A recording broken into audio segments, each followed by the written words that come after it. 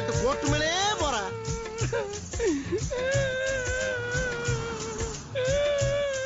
ஏன் அழுகுறீங்க? அழுகிறனா?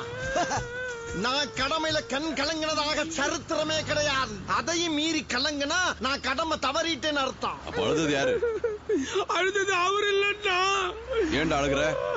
ஜெயிலுக்கு போனா என்ன பெத்த தாய பார்க்க முடியுமோ முடியாதோ அப்படியே பார்த்துட்டு ஆசீர்வாதம் வாங்கிட்டு போலான்னு நினைச்சா அது இனிமே நடக்காது போலகுதா.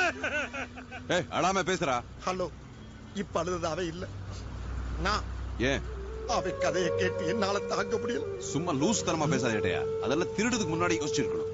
ஏப்பா, காக்கி சட்டியை போட்டு மனசாட்சியை கலட்டி வச்சிட்டியா?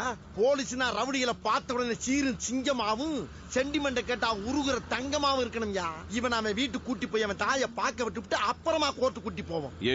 இப்பவே லேட்டு. 11 மணிக்குள்ள இவனை கோர்ட்ல ஒப்படைக்கணும். ஒரு உயர்